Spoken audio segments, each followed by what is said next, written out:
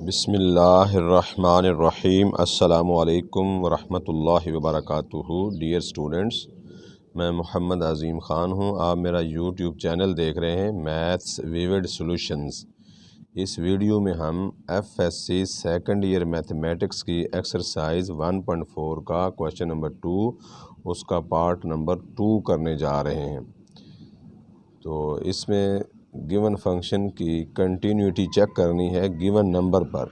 जो given number होता है वो डोमेन का नंबर होता है। जैसे ये 1 है, ये सी मीन्स कोई any constant from the domain, तो ये 1 दे दिया गया है। इस पे हमने कंटिन्यूटी चेक करनी है। कंटिन्यूटी का मतलब क्या होता है कि अगर फ़र्ज़ करो ये एफ ऑफ एक्स है, कोई फंक्शन है, कोई भी फंक्शन है, उसका हम ग्राफ बनाते हैं और ग्राफ उसकी कोई ना कोई लाइन होती है, स्ट्रेट लाइन या कर्व्ड लाइन। तो अगर लाइन उसकी मुसलसल चल रही हो, कंटिन्यूसली चल रही हो विदाउट एनी ब्रेकिंग, तो फिर हम कहते हैं ये फंक्शन जो है ना कंटिन्यूस है। जिस फंक्शन का ग्राफ कंटिन्यूस होता है उस फंक्शन को कंटिन्यूस कह देते हैं,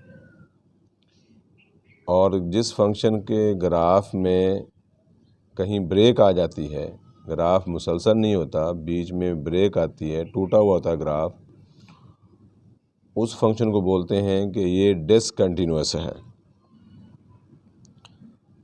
तो यहाँ हम एक एक डोमेन के एक एक नंबर पर कंटिन्यूटी डिस्कस करते होते हैं। किसी डोमेन के किसी नंबर पर कंटिन्यूअस होगा अगर एन उस डोमेन के उस नंबर के सामने ग्राफ टूटा हुआ ना हो। जैसे ये है एग्जांपल एक, ये पेज नंबर देख लीजिए 30 है, ये पेज नंबर 30 है, एग्जांपल नंबर 4 है। उसमें ये देखें इन्होंने बनाए हुए ग्राफ समझाया। ये देखें, ये जो फिगर 1 है इसमें आप देख सकते हैं ये एक्स एक्स के अलोंग अब 3 को शो किया, फिर डॉटेड लाइन के साथ ऊपर को ले जा रहे हैं और वो आगे जाके 3,6 एक पॉइंट है, 3,6 ये वाला पॉइंट। तो हम देखते हैं कि 3 के बिल्कुल सामने ग्राफ से जाके मिलें तो वहाँ पर ग्राफ टूटा हुआ नहीं है।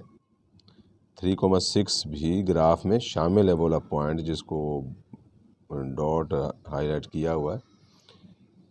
अच्छा, इसके बरक्स अगर हम ये देखें, ये वाली शेप, इसमें 3 के सामने देखो ये हॉलो सर्कल बनाया, हॉलो सर्कल।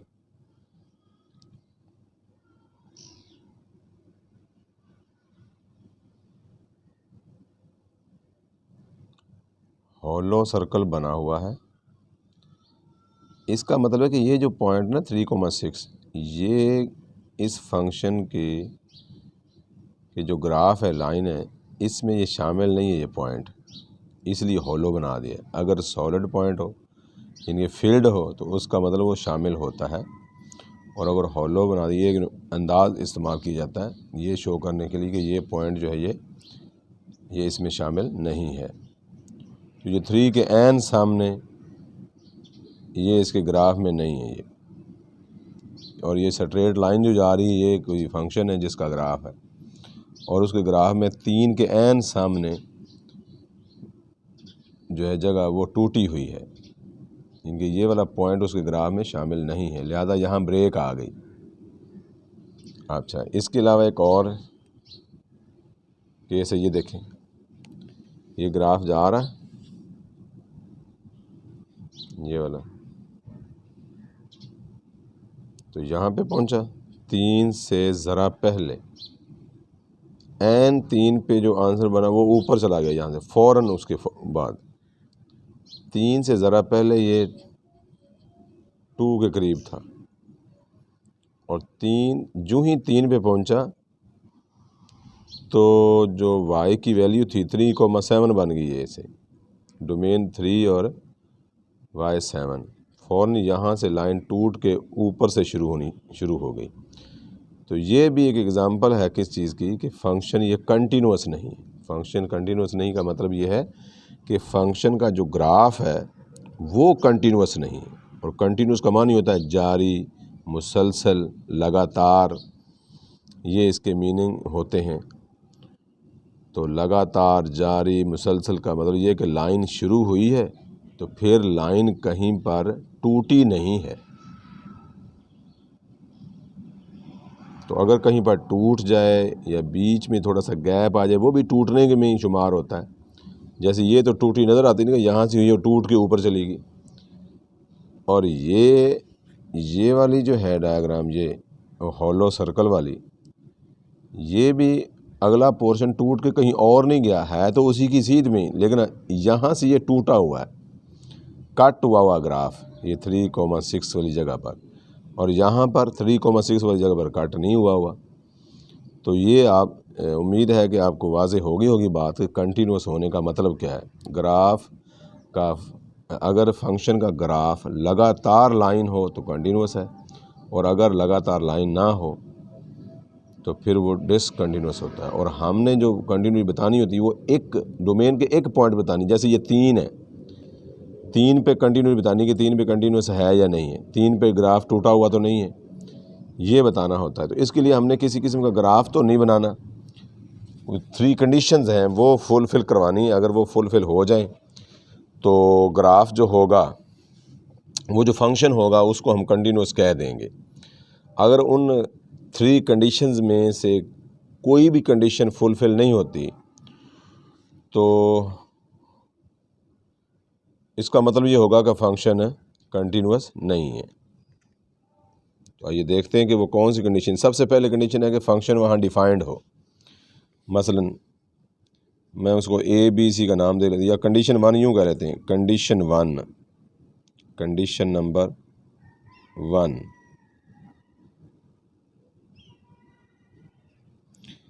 फंक्शन की 1 पे वैल्यू जिस डोमेन के जिस नंबर पर एक कंटिन्यूटी चेक करने का कहा गया है, उस नंबर पर फंक्शन की वैल्यू देखने की क्या है। वैल्यू चेक करने का ये तरीक़ाकार है कि आप x देखेंगे कि शामिल किस लाइन में है, यानी कि उसकी निशानी ये होती है कि इक्वल डला हुआ होगा। ये देखिए यहाँ इक्वल डला हुआ है। एक और तरह से मिसाल ले लेते हैं, मसलन यहाँ पर अगर 2 की बात करते हैं, ये क्वेश्चन पार्ट है, इसमें देखो यहाँ अलग से 2 तो नहीं है, लेकिन ये 2 इसमें है, और इसमें क्या है 2 में कि ये 2x इज़ लेस दैन और इक्वल टू 2। देखो यहाँ इक्वल डला हुआ है, इसका मतलब हुआ कि जो 2 जो डोमेन का 2 है ना, वो इस फार्मूले के सामने है, तो लिहाजा इस फार्मूले की मदद से 2x + 5 की मदद से हम 2 पर फंक्शन की वैल्यू फाइंड आउट करेंगे। तो इस जो अभी हम कर रहे हैं वो ये वाला, तो इसमें 1 किसके इक्वल है, यहाँ इसके साथ, ना इसके साथ शामिल किया और ना इसके साथ शामिल किया, वो अलग से एक गुणमान दिया हुआ है। तो जहाँ भी इक्वल मौजूद हो उस नंबर के लिए 1 पे चेक करनी कंटिन्यूटी, तो 1 जहाँ पे इक्वल के साथ मौजूद होगा वो वाला फार्मूला यूज़ करके हम वैल्यू निकालेंगे। अब ये x = 1 ये है, तो इसके सामने अकेला 4, तो कोई फार्मूला तो नहीं, अकेला नंबर दिया हुआ, लिहाजा यही जवाब है 1 पे। तो ये कंडीशन नंबर 1 जो है ना वो फुलफ़िल होगी। कंडीशन 1 ये होती है कि फ़ंक्शन की वैल्यू एग्जिस्ट करती हो। फंक्शन की वैल्यू एग्जिस्ट करना, फंक्शन एग्जिस्ट करना, फंक्शन डिफाइंड होना, ये 3 मुख्तलिफ फ्रेजेस हैं या जुमले हैं, लेकिन इन तीनों का मतलब एक ही है। मतलब ये है कि फ़ंक्शन की वैल्यू उस पर ना तो इन्फिनिटी है और ना ही कॉम्प्लेक्स नंबर है। जैसे 1 पर वैल्यू आ गई 4, ये 4 जो है ना तो ये इन्फिनिटी है और ना ही ये कॉम्प्लेक्स नंबर है, यानी कि हमें सिर्फ रियल नंबर आंसर चाहिए। अगर रियल नंबर आंसर होगा तो फंक्शन को हम कहेंगे डिफाइंड है, फंक्शन को हम कहेंगे ये एग्जिस्ट करता है, फंक्शन की वैल्यू डिफाइंड है या फंक्शन की वैल्यू एग्जिस्ट करती है। ये मुख्तलिफ अंदाज से ये बात बयान की जाती है, इन सब का एक ही मतलब होता है। चूँकि ये रियल नंबर आंसर आ गया है, लिहाजा पहली कंडीशन जो कि फ़ंक्शन की वैल्यू की थी वो फुलफ़िल होगी, मुकम्मल होगी। सेकंड कंडीशन में होता है कि फंक्शन की लिमिट निकालनी है उसी नंबर पर, मतलब 1 पर। कंडीशन नंबर 2, कंडीशन नंबर 2, आप देखना है कि 1 पे लिमिट निकालनी, तो 1 से छोटे नंबर्स के लिए अगर फार्मूला कोई और हो और 1 से बड़ों के लिए कोई और हो तो हमें लेफ़्ट हैंड लिमिट निकालनी पड़ती है, राइट हैंड लिमिट निकालनी पड़ती है। फिर उनकी जो वैल्यूज़ आती हैं उनकी वैल्यूज़ से हम फैसला करते हैं कि फ़ंक्शन की लिमिट 1 पे एग्जिस्ट करती है नहीं। ये जो ओवरऑल लिमिट है ना, जिसमें लेफ़्ट और राइट का मेंशन नहीं किया होता, उसको खाली लिमिट बोलते हैं, limit of function at x equal to 1। तो वो जो limit of function at x equal to 1 है वो हमें रिक्वायर्ड है। अब यहाँ पर देखना है कि 1 से छोटे नंबर्स के लिए फार्मूला तो ये है और 1 से बड़ों के लिए ये है। तो जब जिस नंबर पे लिमिट चेक करनी है उस नंबर से छोटे नंबरों के लिए फार्मूला कोई और हो, बड़े नंबरों के लिए फार्मूला कोई और हो, तो ऐसी सूरत में हमें लेफ़्ट हैंड लिमिट निकालनी पड़ती है, राइट हैंड लिमिट निकालनी पड़ती है। फिर उसके बाद उनको कंपेयर करके फ़ैसला करते हैं कि लिमिट एग्जिस्ट की या नहीं। अगर बेटे ये हो कि फंक्शन जो नंबर है जिस पे कंटिन्यू चेक करनी है, लिमिट फाइंड करनी है, लिमिट जिस पे फाइंड करनी है उस नंबर से छोटे नंबरों के लिए जो फार्मूला है वही फार्मूला बड़े नंबरों के लिए हो, तो फिर हमें लेफ़्ट और राइट लिमिट नहीं निकालनी पड़ेगी, डायरेक्ट ही लिमिट फाइंड आउट करेंगे। जो तरीक़ाकार हम 1.3 एक्सरसाइज में सीख चुके हैं उस तरीके से फिर लिमिट फाइंड आउट करेंगे, लेफ़्ट और राइट की फिर मजबूरी नहीं होगी। मैं आपको इधर ही बता देता हूँ, जैसे फ़र्ज़ को ये 1 पे पूछ रहे हैं, ये कोई और नंबर कह देते, चलो 2 पे कह देते, यही फंक्शन था, यही सारा कुछ है, यही ऐसे जो कुछ डिफ़ाइन किया गया सारा कुछ यही है। लेकिन वो क्वेश्चन ये करते कि जी आप 2 पर कंटिन्यूटी चेक करें, तो हमने 2 पर वैल्यू निकालनी थी। 2 कहाँ पे आता है? ये देखो, ये 1 से बड़े नंबर, ये लाइन है, तो 1 से बड़े नंबर 2 1 से बड़े नंबरों में आता है, लिहाजा उसके लिए फार्मूला ये है। तो यहाँ से हमें वो 2 पे फंक्शन की वैल्यू निकालनी थी, और कहीं भी नहीं 2 आता। ये एक्स इक्वल 1 है, ये 1 से छोटे नंबर है, तो 2 तो 1 से बड़े नंबरों में है। अच्छा, अब लिमिट की बात करते हैं। तो लिमिट 2 जो नंबर है जिस पे हमने लिमिट फाइंड आउट करनी है, तो 2 से बड़े नंबर जो हैं वो इसी लाइन में है और 2 से छोटे नंबर भी इसी लाइन में है। और ये छोटे बड़े की बात जो होती है ना, इसमें ज़रा एहतियात बरतनी है कि इसका ये मतलब होता है कि 2 के बिल्कुल साथ वाले जो नंबर है ना, बिल्कुल साथ वाले नंबर, वो जिस कैटेगरी में आते हैं वो वाला फार्मूला इस्तेमाल किया जाएगा। मसलन 2 से बड़े नंबर तो यहाँ कन्फर्म है, ठीक है, लेकिन 2 से छोटे नंबर देखो, ये जो 1 से छोटे हैं वो 2 से भी छोटे हैं, तो यहाँ कन्फ्यूजन पैदा हो जाएगी। लेकिन हमें इतनी दूर जाके छोटे नहीं चाहिए, हमें बिल्कुल 2 के बिल्कुल साथ वाले जहाँ हैं। अब देखिए, ये जो है, अब 2 की बात कर रहे हैं, तो 2 से जो बिल्कुल छोटे हैं वो हैं 1.999 ऐसे करके, तो 1.99 कहाँ आएगा? वो 1 से बड़ा है, तो वो इस कैटेगरी में आएगा। तो यहाँ से पता चला कि 2 से बड़े नंबरों के लिए भी यही फार्मूला है और 2 से छोटे नंबरों के लिए भी यही फार्मूला है। तो अगर 2 पे लिमिट हमें निकालनी होती इस फंक्शन की, तो हमें डायरेक्ट ही लिमिट निकाल लेनी थी एक्सरसाइज 1.3 में सीखे गए फार्मूले के मुताबिक। लेकिन अब यहाँ ऐसा नहीं है। अब यहाँ ये कि 1 पे पूछ रहे हैं और 1 पे छोटे नंबरों के लिए और फार्मूला है, बड़ों के लिए और फार्मूला है। 1 के बिल्कुल साथ वाले छोटे नंबर जो है ना वो सारे इधर हैं, और 1 के बिल्कुल साथ वाले जो बड़े नंबर हैं वो इधर हैं, अलग अलग फार्मूला है। तो इसलिए बेटे हमें लेफ़्ट हैंड लिमिट और राइट हैंड लिमिट निकालना पड़ती है। तो बस ये इसका रूल है, अगर छोटे और बड़ों के लिए एक ही फार्मूला हो तो no need to find left और राइट लिमिट, और अगर छोटों के लिए और बड़ों के लिए और हो तो फिर हमें लाजमन लेफ़्ट और राइट लिमिट ही निकाल के फ़ैसला करना पड़ेगा। तो अब हम शुरू करते हैं, लेफ़्ट हैंड लिमिट निकालते हैं। LHL left hand limit is equal to limit x tends to C जो डोमेन का नंबर दिया हुआ है, ये माइनस, इस माइनस का मतलब है कि 1 की C की नेगेटिव साइड से एक्स मूव कर रहा है, F of x.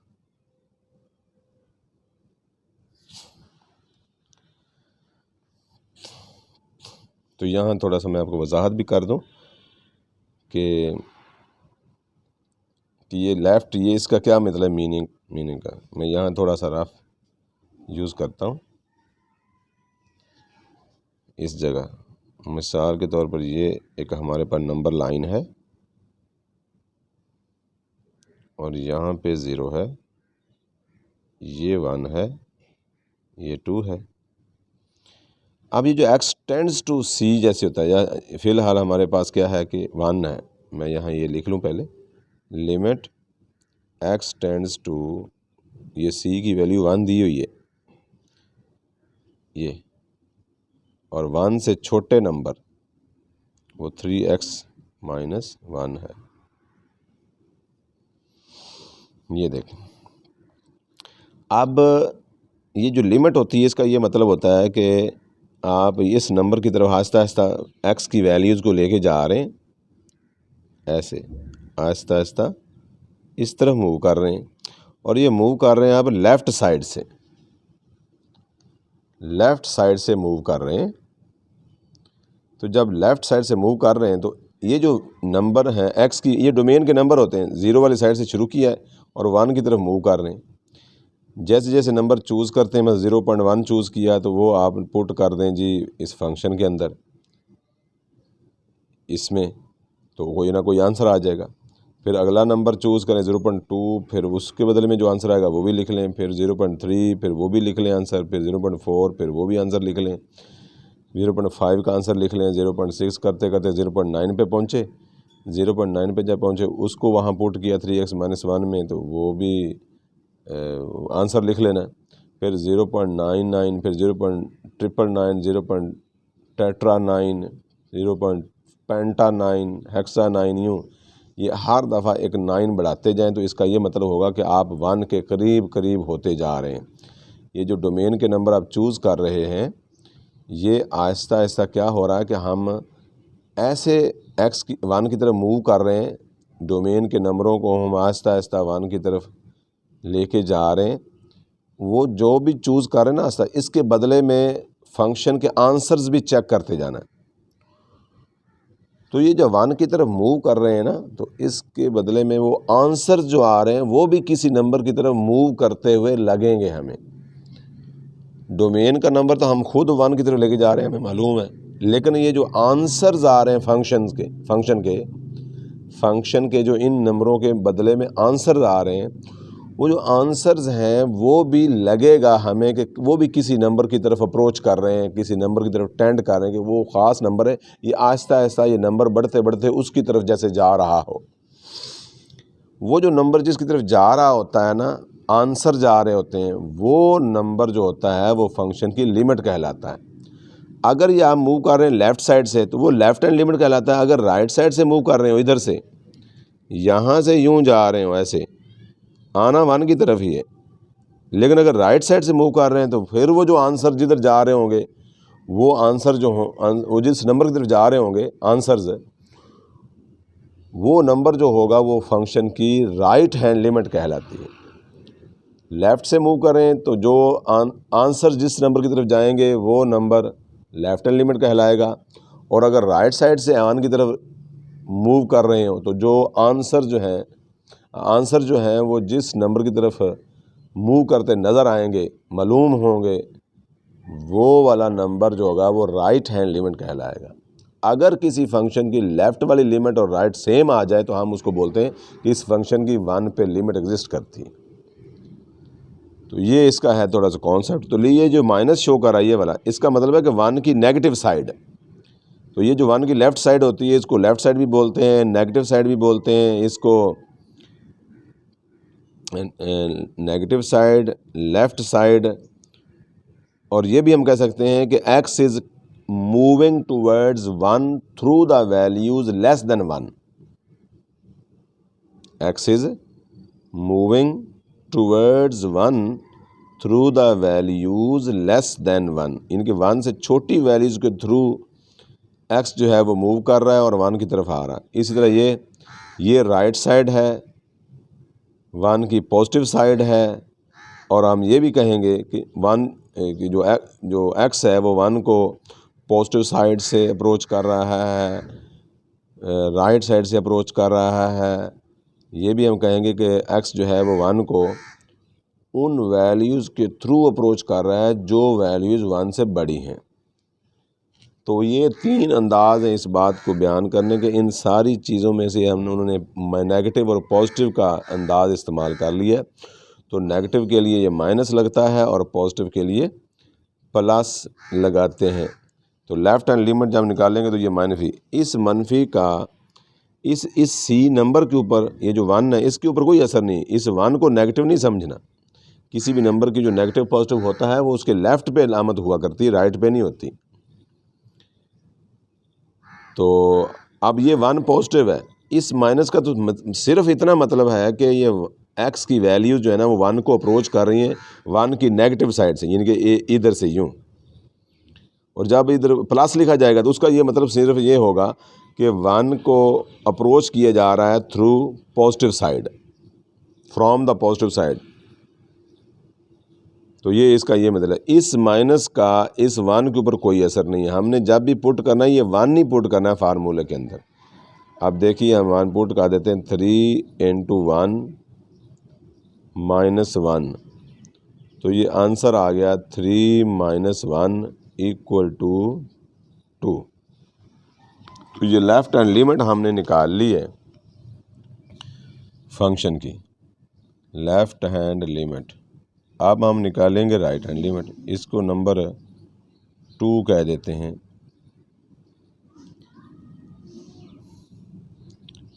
Right hand limit, right hand limit जो होगी वो ऐसे लिखेंगे, लिमिट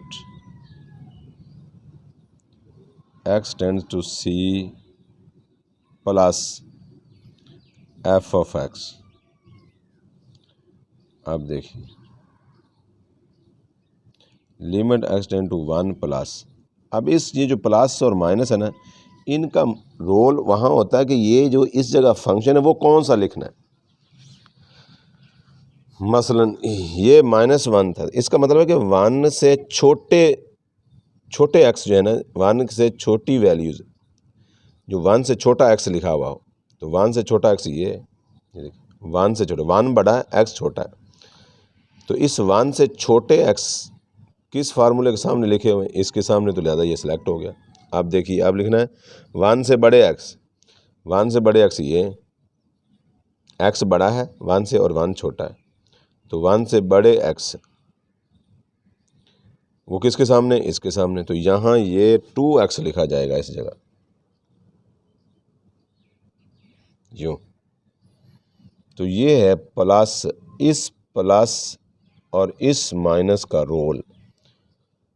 और अगर नेगेटिव और पॉजिटिव साइड दोनों साइडों से एक ही फार्मूला हो तो फिर इसका ऐसे लगेगा जैसे इसका कोई काम ही नहीं है।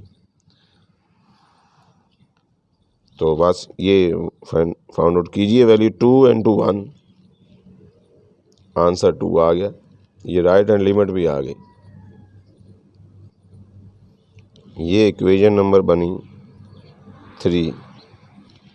कंपेयरिंग, ये कंडीशन नंबर 2 में चल रहे हैं हम।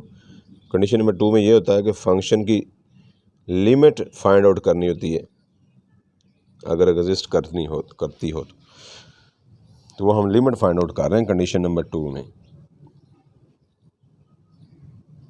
कंपेयरिंग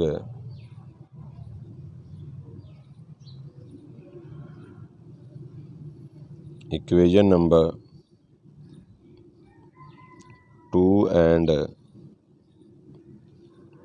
3 we get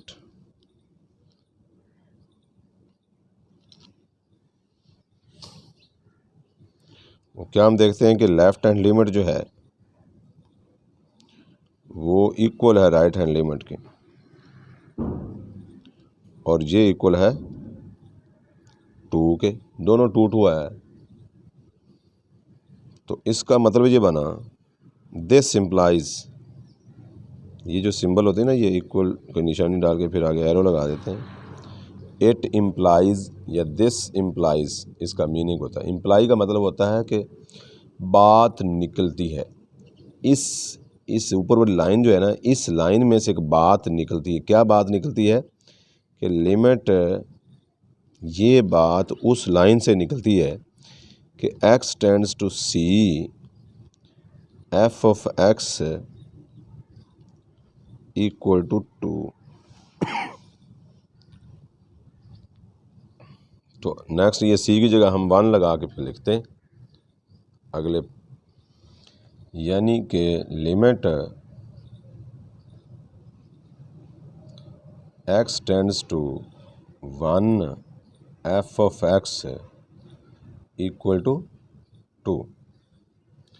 इसको हम कहते हैं इक्वेशन नंबर 4। ये लिमिट आ गई है और लिमिट 2 आई है। ये कंडीशन 2 भी फुलफिल हो गई फंक्शन। पहली कंडीशन वैल्यू एग्जिस्ट करे, नंबर 2 लिमिट एग्जिस्ट करे, और तीसरी condition, condition number 3,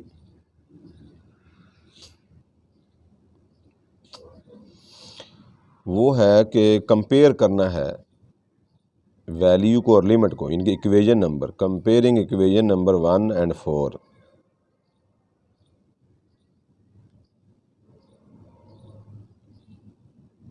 equation number 1 and 4 we gate,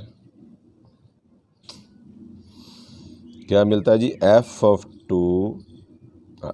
1 जो है, इनके 1 पे वैल्यू ये इक्वल नहीं है 1 पर लिमिट के, x tends to 1 f of x। तो 1 पर वैल्यू भी आई थी, 1 पर लिमिट भी आई थी, वैल्यू 4 थी, लिमिट 2 थी। अब तीसरी शर्त में ये होता है कि 1 पे जो वैल्यू है वो और 1 पे जो लिमिट है वो दोनों बराबर हों, बराबर होनी चाहिए थी। बराबर होती तो ये फंक्शन 1 पर कंटिन्यूस हो जाना था।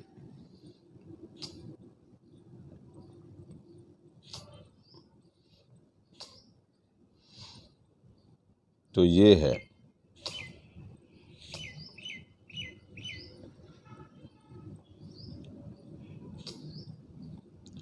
तो दिस शोज दैट, चूँकि अब ये 1 बराबर नहीं है, ये कंडीशन फुलफिल नहीं हुई, तो इसका मतलब हुआ कि फंक्शन जो है वो discontinuous.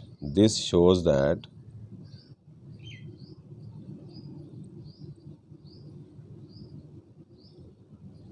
f of x is not continuous या डिसकंटिन्यूअस, इज डिसकंटिन्यूअस। आप नॉट कंटिन्यूअस भी लिख सकते हैं, डिसकंटिन्यूअस